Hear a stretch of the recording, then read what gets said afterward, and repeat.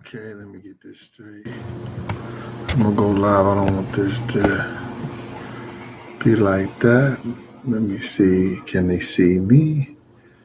Juan, what's going on? Corey, JR, Big 21. How y'all doing out there? London, Brian, Christopher. You guys, I'm sorry for being late, but as usual, things, around here never goes right for me. I'm learning more.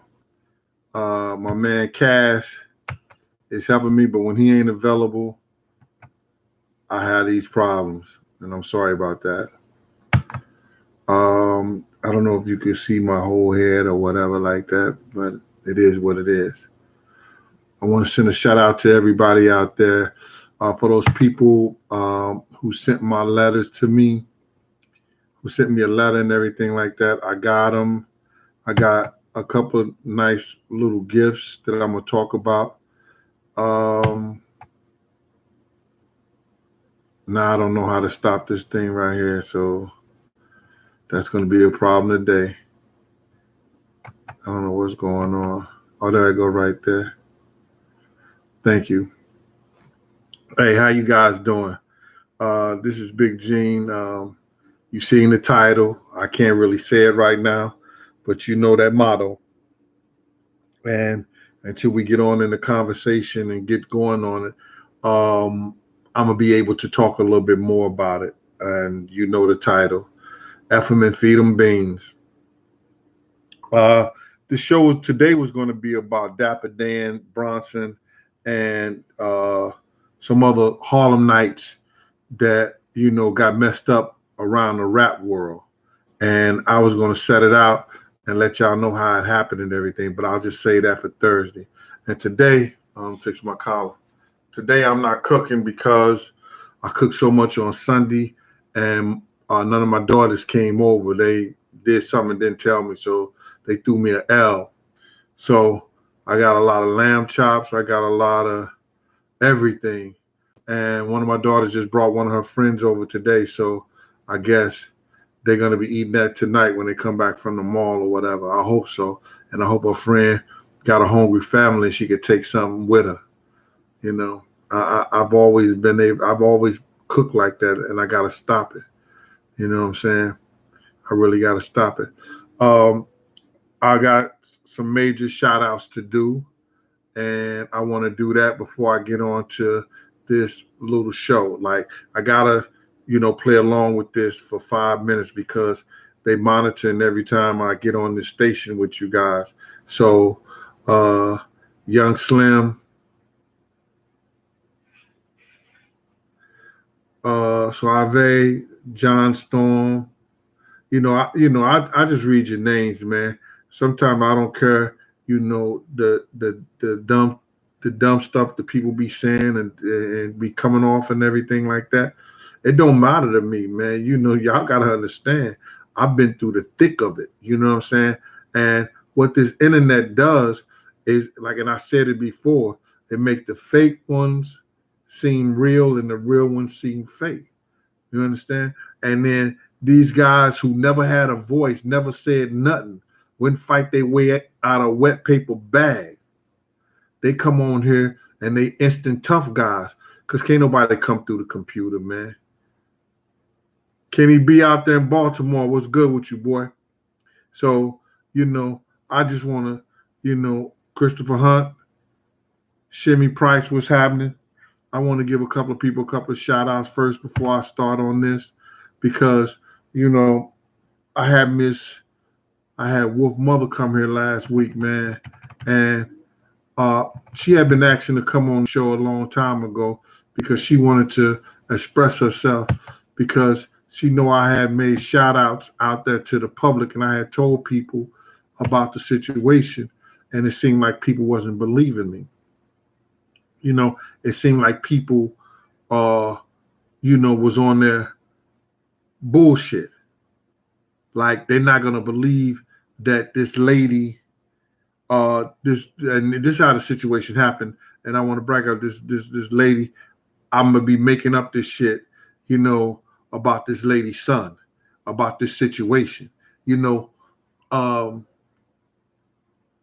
I've taken more damage out of this whole situation, and I was never Big's bodyguard. You understand? I was this nigga Puff's bodyguard. That's why I could hear all the dumb shit and all the shit that he did. And know at the time I didn't know everything, but I knew enough for us not to go to the party. And I knew enough to tell them niggas, from D-Rock to Lil C's, from all the niggas that was in Andre Harrell house to Diddy himself. So I knew enough to tell him. But he had it in his mind. This is a plan. Yo, dog, all this, I want to tell you all this. If you look at all the evidence and what he said, I want everybody who watched anything by Gene Deal, go back and see Puff 2 interviews. Somebody just sent it to me. Go back and see Puff 2 interviews right after Big's death. Now, see, I did an interview twice after Big's death too by MTV, and they never aired it because it was contrary to what he was saying way back then in '97. MTV got that interview. I was on there for 4 hours. They had me in the studio for 4 hours. Probably 3 hours and 15 minutes was taping.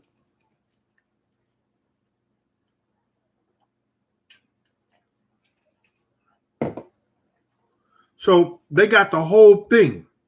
I want everybody, Big's birthday. Before Big's birthday, this, I think is May 20th or something like the 21st. Go back. Yo, King Cole in Chattanooga, could you do that for me? Bernadette Cooper, St. Louis. Can you do that for me? How about D Money? What's up with you, boy? Can you do that for me? All right, D Money. Mecca Audio. Can y'all go back and watch the 2 interviews? This nigga sitting in the front seat of the car. He said, we heard the gunshots and everybody ducked their heads down. You in the front car, you got somebody behind you, you duck your head down.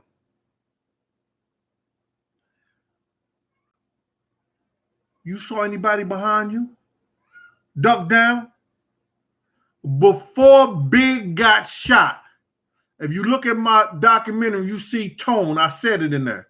Tone was right behind me in the third row. Tone said, yo, somebody pointing a gun at Big.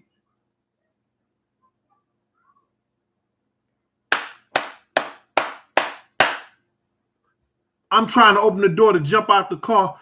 Kenny, the driver, it wasn't no off-duty cop. Kenny ain't never been no damn cop. Kenny put his foot on the gas and I'm cussing him out. The reason I'm going through all this shit right now, man, because these clown ass ingrates, all on the IGs, all on the other shit, talking all this bullshit, making up stuff. They taking tapes and everything and trying to put out to fool y'all, to trying to deceive y'all. You know why they trying to deceive y'all? Because they know I'm telling the truth. They want to find something, nigga. My man, I'm testing, proven. Anywhere and anything I've done, any place I've already been, I'm testing, proven. I was on the block. I knew Fritz, Alpo, Rich. I knew AZ. You know, I knew D-Ferg, 12th Street Posse. Anything that was going on in Harlem from the mid-'80s all the way up to 2004. When I just say, yo, man, I'm not getting parties and all that like that, other than Sue's Rendezvous until it closed down, nigga, I was a part of it. Holding people down.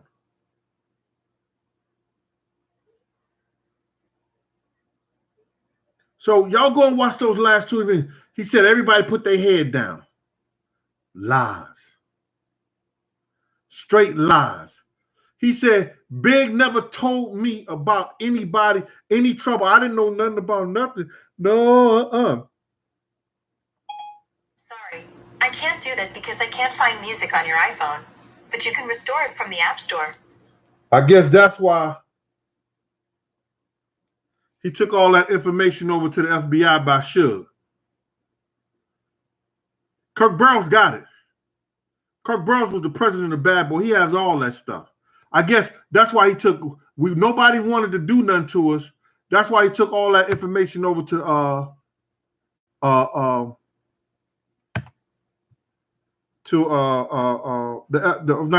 FBI on Suge.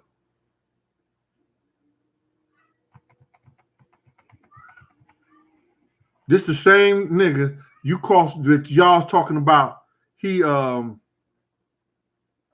is it? The same nigga that y'all talk about.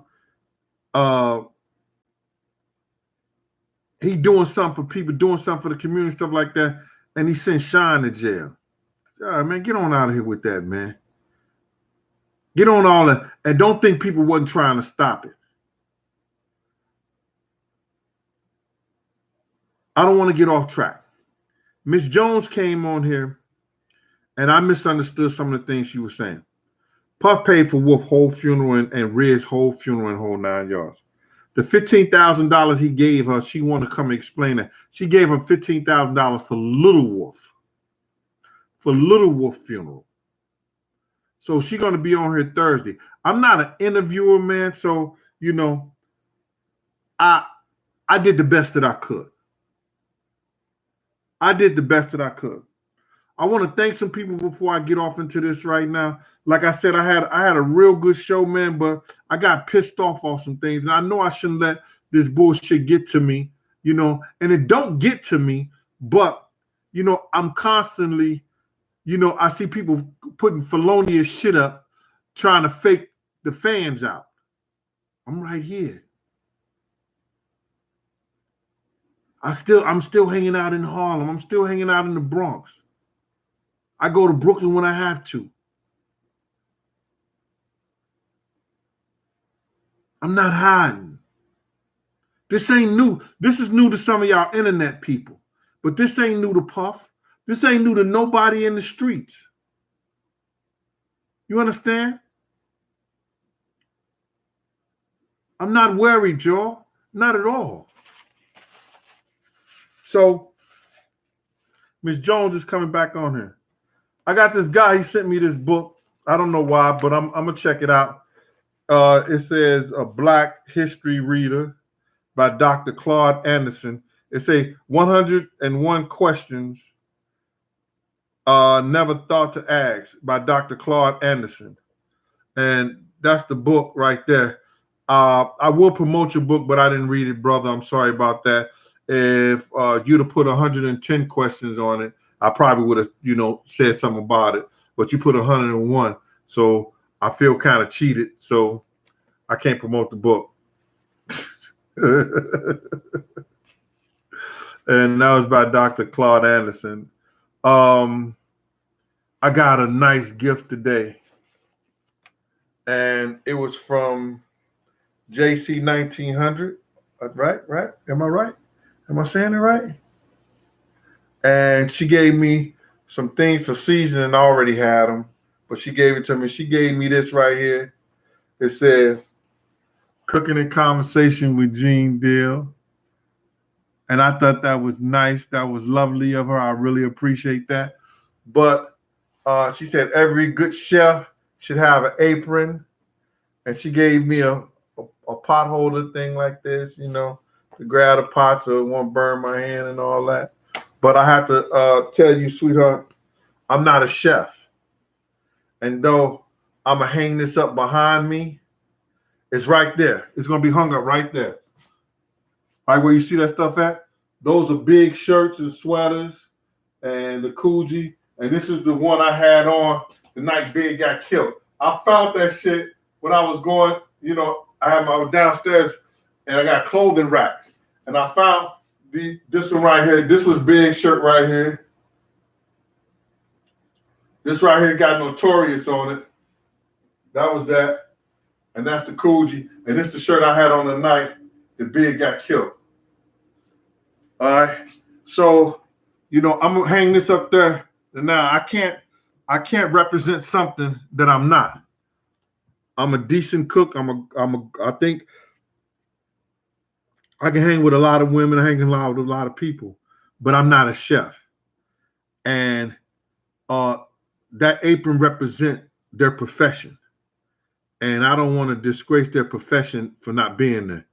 Charles, what's good with you, boy? Charles Smith, what's happening?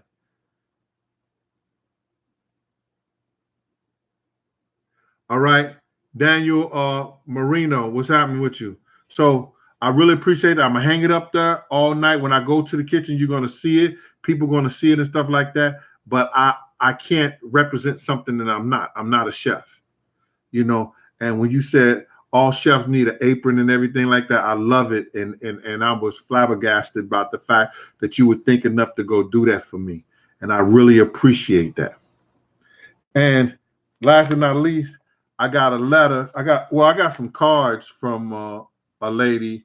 She's a concierge, and I guess she want me to let you guys know that she a concierge or whatever like that.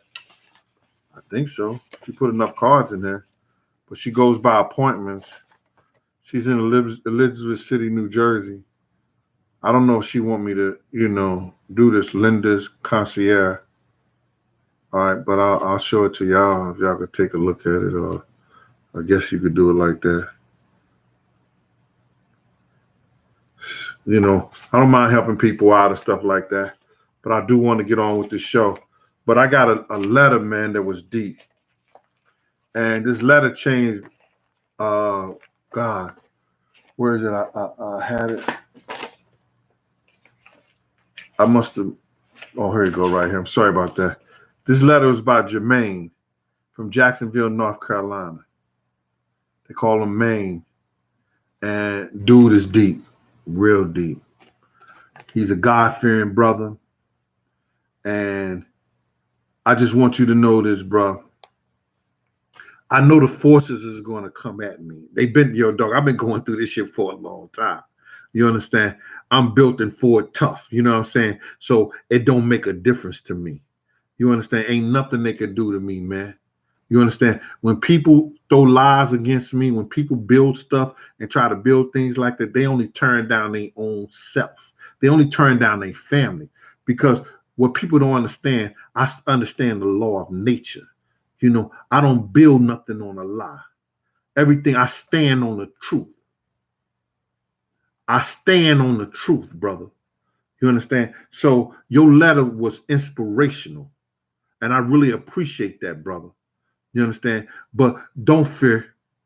Yo, dog, you can't fear. You understand? And that's what my Uncle Gene thing is going to be about, this fear. You understand? You can't, I understand you worried, and you know that, I said some things that were biblical and instructor. You understand? And I had war angels, I had prayer warriors praying for me for a long time, man. You know what I'm saying? When I tell you that I've been through it, I've been through it. When I tell you that, people, when they first thought that I was the one, the bad boy tried to put that story out like I was the one, that, it was my fault, and people was coming at me, like busting my car window. Yo, that's a nigga like that. Because people love Big, man. You understand? People love Big.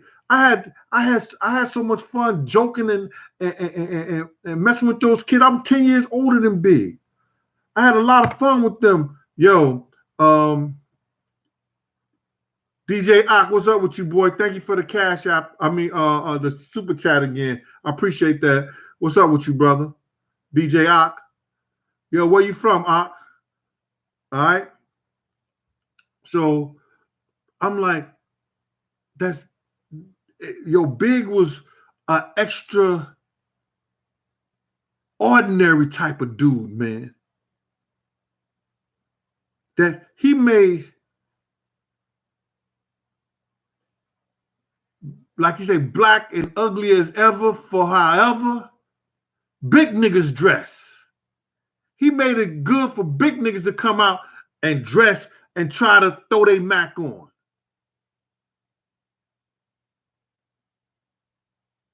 Every time I used to see Big and everything like that, I knew he was ugly. I used to say, "What's up, handsome?"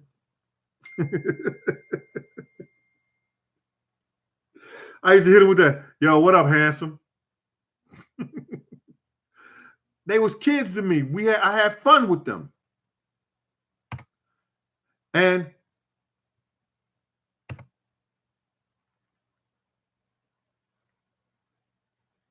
I still like get fucked up inside because I shouldn't have went.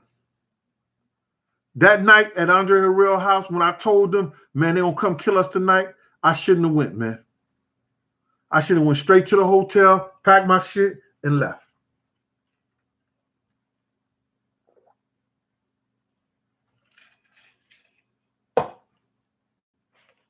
Yep. I know y'all get tired of hearing about that Big shit, man. But he was a great kid, man.